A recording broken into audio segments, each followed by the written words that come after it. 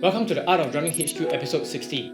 Today we explore the mega groove displacement section in I'm Tweeked, analysing the original version by Vinnie Colaiuta, then taking a look at Benny Greb's updated, more difficult interpretation and tribute to this epic song. Finally, I will demonstrate Benny Greb's parts for you. Let's take a look at Vinnie's original version.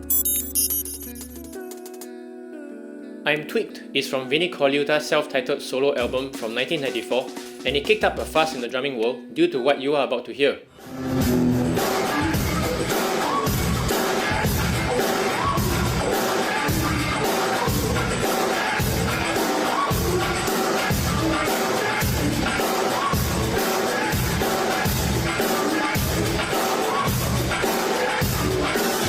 He displaces the groove not once or twice, but a whopping 7 times, while the rest of the music stays the same.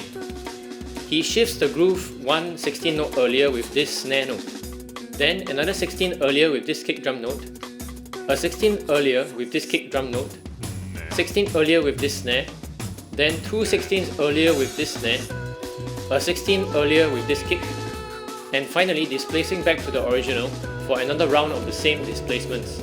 Let's listen to it again with the transcription.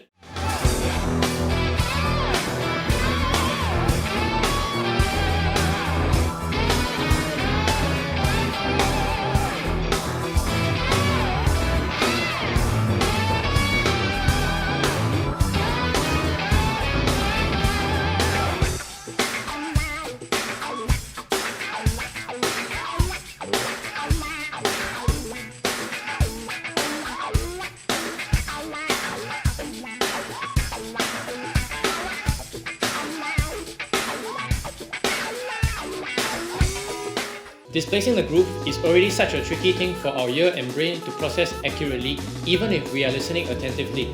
This is made even harder by Vinnie because the displacement points and durations are irregular. Sometimes it shifts starting on the snare, others on the kick, and the song is in a mid-range tempo of 107 BPM. So what's the point of doing all this anyway? People have asked him time and time again, and here's the most recent answer. When I wrote that, I had a James Brown loop. And so I triggered this loop, and I triggered it before the loop was up, and I suddenly realized that it was not in 4/4 anymore. And I had this visual on Frank Zappa laughing about taking something like that and turning it into some weird odd time thing and having people try to dance to it. And I was sitting in my room by myself doing this, and I started cracking up.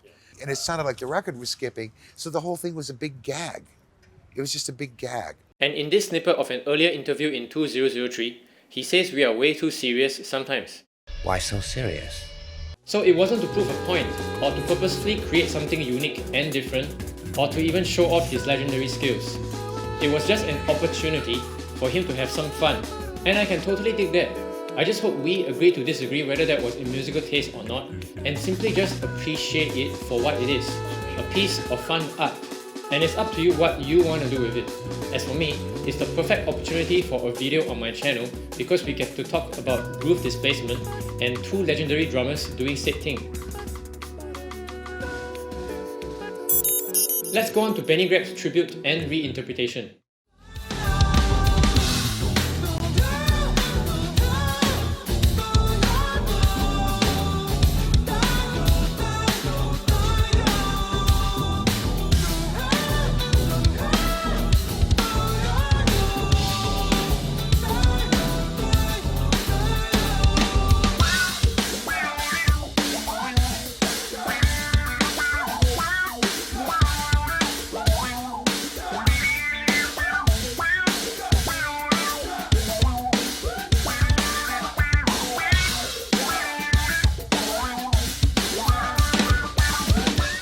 While Vinnie chose to displace a most basic groove, Benny amped up the groove by adding another kick drum, this accented 16-note right-hand pattern, ghost notes, and his left foot alternating between hi-hat chick on the downbeats and hi-hat splash on the upbeats.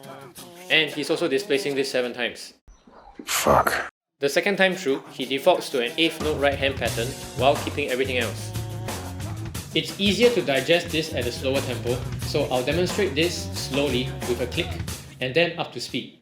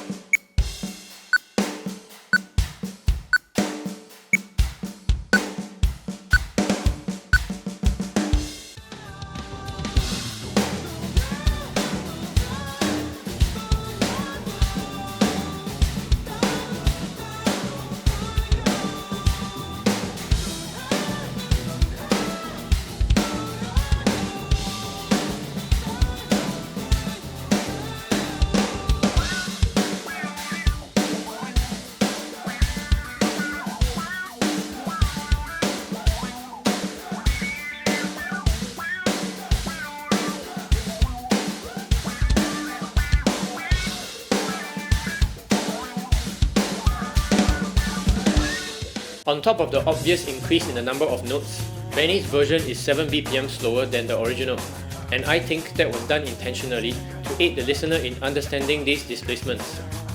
At the same time, going too slow is going to lose the original feel, so I guess Vinnie decided 100 BPM was a good tempo for him to achieve both means. Or perhaps there were other reasons. This is my opinion anyhow, and I really dig this new updated version. It takes so much guts to take something that's immortalized and put your own spin to it. You are bound to invite criticism, but at the same time, you're also refreshing older art for newer audiences like myself. That's all for this episode. Don't stop dreaming and don't stop drumming.